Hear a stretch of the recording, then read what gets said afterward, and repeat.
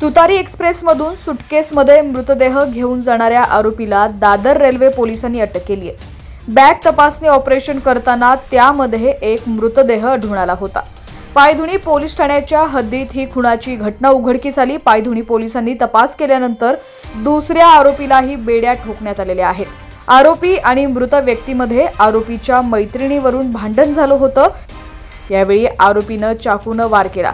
हत्येनंतर मृतदेहाची विल्हेवाट लावण्यासाठी आरोपी मृतदेह सुटकेसमध्ये भरून घराबाहेर पडला होता। या प्रकरणी पोलिसांकडून अधिकचा तपास सुरू आहे। रविवारी रात्री 12:30 वाजता दादरहून सुटलेल्या तुतारी एक्सप्रेसमध्ये एक माणूस मोठी सुटकेस घेऊन जाताना दिसला। त्यानंतर प्रवाशांच्या गर्दीवर नियंत्रण ठेवण्यासाठी उपस्थित असलेल्या पोलिसांनी या बॅगची तपासणी केली असता त्यामध्ये एक मृतदेह आढळून आला। ही माहिती मुंबई पोलिसांना देण्यात आली। पायधुणी पोलिसांकडून मिळालेल्या माहितीनुसार या प्रकरणी जय प्रवीण चावडा आणि शिवजित सुरेंद्र सिंग अशा 2 आरोपींना अटक करण्यात आलेली आहे।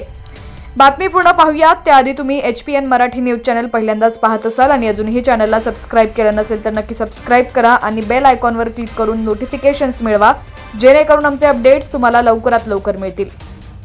तर या दोघांनी मिळून रविवारी कुर्ला येथील अर्शिद शेख या तरुणाची हत्या केली। हत्येनंतर ते मृतदेहाची विल्हेवाट लावण्यासाठी तुतारी एक्सप्रेस ट्रेनने जात होते।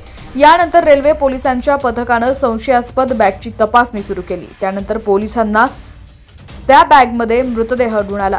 या प्रकरणी दादर पोलिसांनी FIR दाखल केला होता। पोलिसांनी फरार आरोपी शिवजितला उल्हासनगर रेल्वे स्थानकावरून अटक केलेली आहे।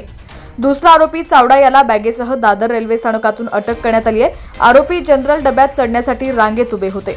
बॅगेत तपास करत असताना शिवजित पळून गेला तर दुसरा आरोपी चावडा याला पोलिसांनी घटनास्थळावरूनच अटक केली आहे।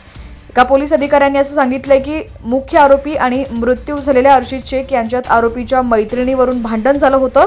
यानंतर आरोपीने अर्शिदला पायधुणी येथील किका रोडवरील घरी पार्टीसाठी बोलवलं आणि चाकूने वार केले।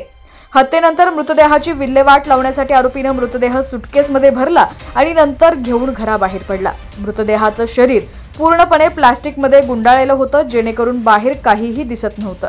मात्र रेल्वे पोलिसांनी बॅग तपासणी दरम्यान आरोपीला पकडलं। पोलीस या संपूर्ण प्रकरणाचा तपास करत आहेत। मृत अर्शिदसह दोन्ही आरोपी मुके आणि बहिरे असल्यानं पोलीस त्यांची भाषा जाणणाऱ्या लोकांची मदत घेत आहेत।